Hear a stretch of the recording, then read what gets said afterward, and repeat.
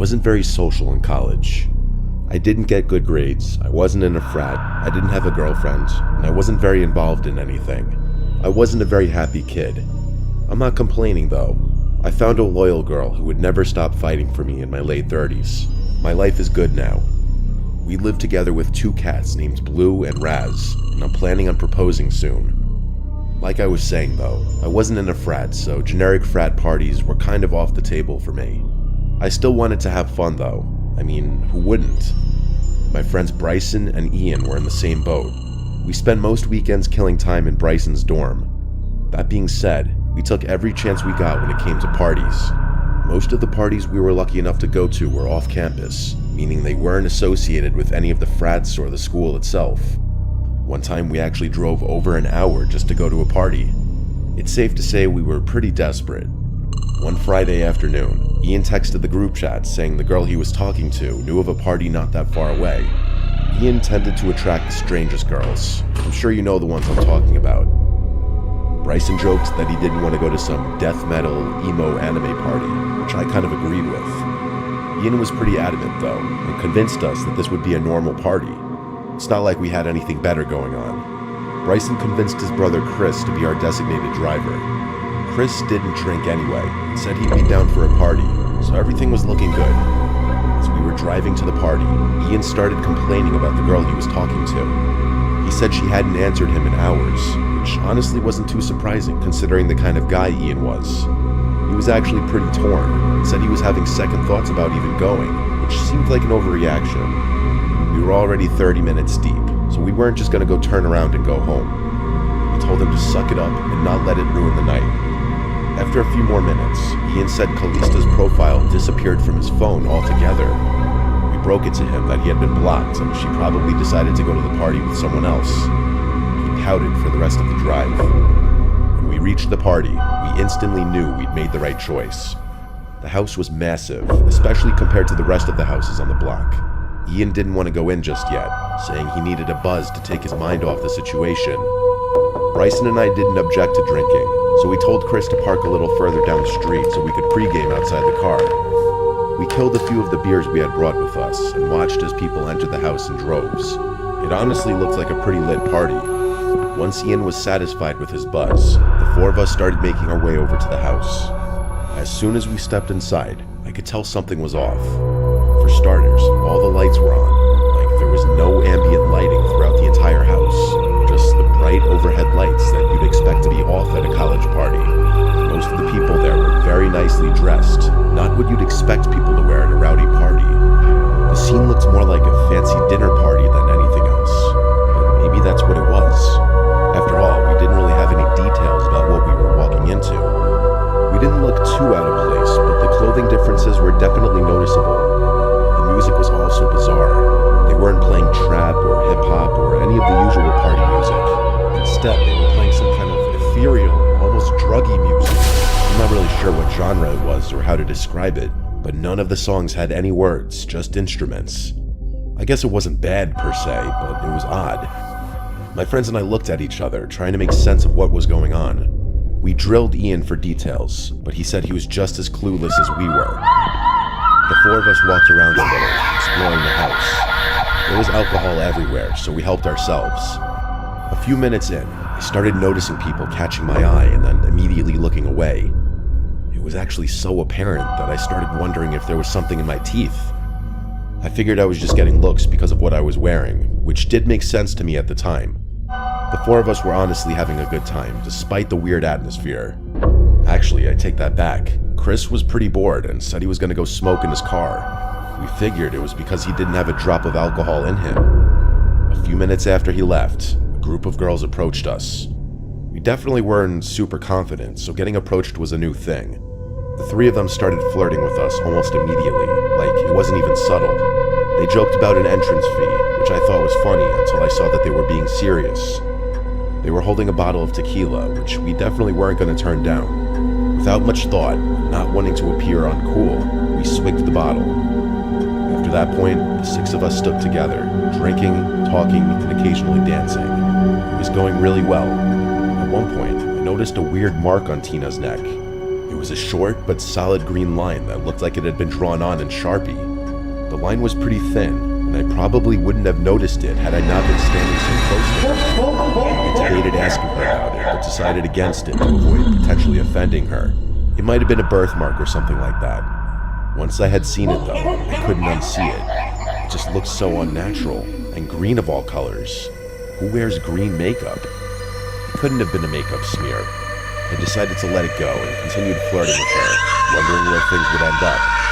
Eventually, I saw Bryson and the girl he was with begin to wander off upstairs, which I was happy about. Pretty soon afterwards, I noticed Ian and his girl also walking towards the stairs. I was nervous to ask Tina anything suggestive because I didn't want to mess anything up. Despite the alcohol, I could feel myself getting really anxious and sweaty, so I told Tina I was going to the bathroom and that I'd be right back. The only bathroom I could find was occupied, so I stood outside the door and waited. Eventually, the door opened, and a really tall, older-looking guy wearing a white button-down and linen pants stepped out. I rushed into the bathroom, and he bumped into me. I turned around and kind of expected him to apologize, but he just stood there, staring at me. It was the strangest thing. He just stood there with this blank look, sizing me up. I was about to say something when I noticed what was on his neck. The same green line I had seen on Tina. It was literally identical.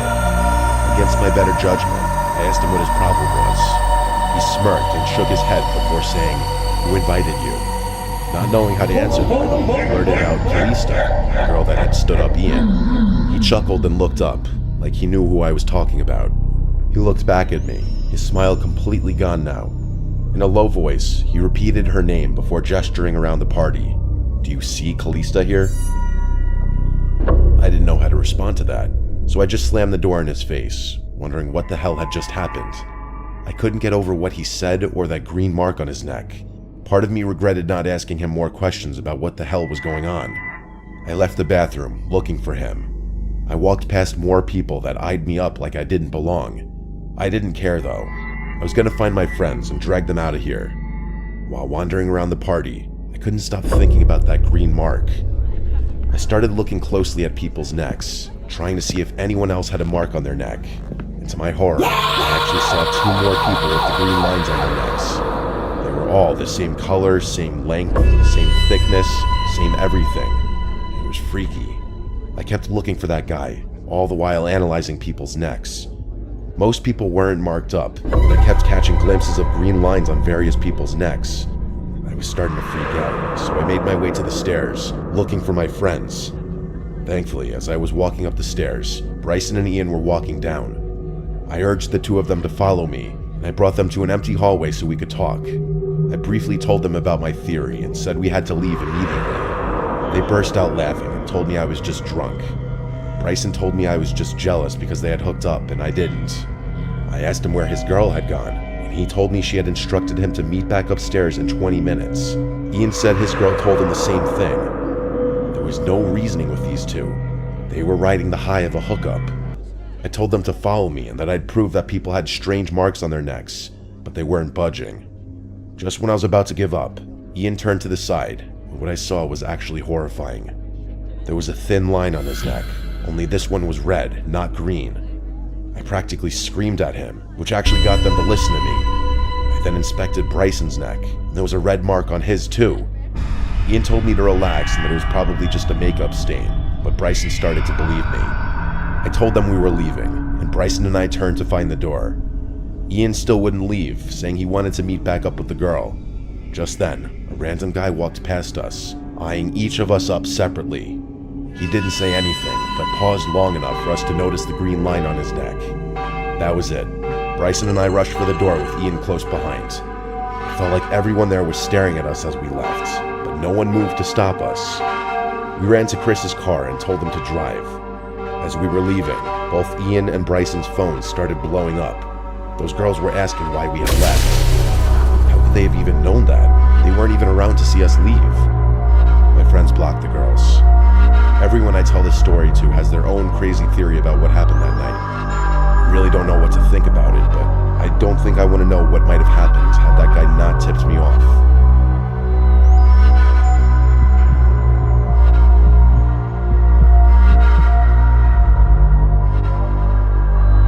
graduate student studying civil engineering at Purdue University. I actually started a few months ago. I was in a good place, all things considered. Classes were going well, I made a couple friends, and the apartment I found was decently priced.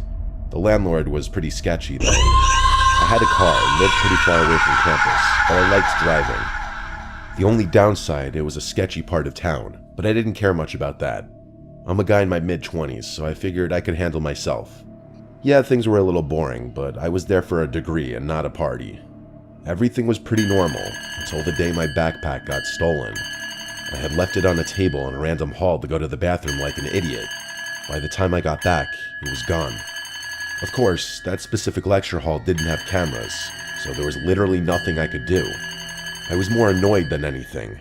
My wallet, keys, and laptop were in there. I had to cancel my cards and get new ones, report my keys missing to the landlord, and start looking for a replacement laptop. It was a whole thing. It sucked, but things happen. It wasn't until a few days later that I realized the situation was 1,000 times worse than I had anticipated. I drove home from campus one evening to find a handwritten note slipped under my door. I figured it was just a reminder from my landlord about something, but I was dead wrong. When I opened it up, it just said, "I see you." No name, no signature, just those 3 words. I instantly put 2 and 2 together. Whoever had stolen my backpack had gone through my laptop somehow and figured out where I lived. That was terrifying enough, but just then I had a thought that was so much worse. Whoever had stolen my backpack had my apartment keys. I felt my skin starting to itch, and I looked over my shoulder, half expecting to see someone there. I ran into my apartment and slammed the door shut. I had a deadlock, so even if someone did try to break in, they wouldn't be able to get past that. For the next week, I got more notes, all handwritten. They weren't long, just weird phrases like, "I know what you did," or "watch yourself." At that point, it was really starting to freak me out. I had never done anything wrong really, but if someone had gone through my laptop, who knows what they could have found. I really didn't know what to do. Would going to the police even help? I figured I'd wait it out a little longer, hoping whoever was messing with me would get bored. One night, I was getting ready for bed, and I noticed something. It was dark outside, and my blinds were half closed. I could have sworn I saw a flash, like someone took a picture of me. I quickly pulled the blinds down. My heart was racing. There was no one there. Things didn't stop there. I started noticing small things around my apartment, things being moved. At first, I thought I was just being careless. My shoes would be in a different spot, or my coat would be draped over the chair instead of hung up. It was little things that I could explain away if I really tried. But then, one day, I came home to find my bedsheets stripped off and my room completely turned upside down. My dresser drawers were pulled out, and my books scattered across the floor. It looked like someone had torn through the place. I called the cops, of course, but they didn't do much. No forced entry, nothing stolen, so there was not much they could do, apparently. I asked my landlord to change the locks. He said it would take at least 2 days to get someone out. I begged him to make it happen sooner, but he shrugged it off, saying it wasn't an emergency. I felt betrayed. How in the world could this guy not think that this was an emergency? I kept pressuring him to do something, but he eventually stopped answering, no matter what I said. That was literally yesterday as I'm writing this. I barely slept at all last night, even though I was safe with the deadlock in place. I'm thinking of changing the locks myself, but I'm not sure how I could even do that without causing expensive damage. I called out of all my classes this morning because I'm afraid to leave my room. I'm still here, writing all this down. I'm prepared to confront whoever it is if they come back. I'm sure if they went through my laptop, they would know my class schedule.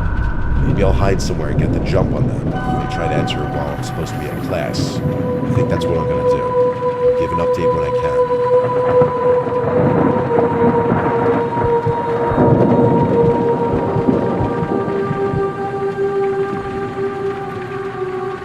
I've been having an ongoing issue that I can't keep to myself anymore. I had just broken up with my boyfriend of 2 years, Ben. It wasn't a bad breakup, but it wasn't great either. We'd been arguing for months, and it was obvious things weren't going to work out. So when we finally ended things, I thought it was for the best. I blocked him on everything. That was that. I go to Temple University, and I live in this small apartment near campus. It's on the second floor of an older building, which means I can hear pretty much everything going on outside. A few days after the breakup, I started hearing strange noises at night. Not like regular city sounds.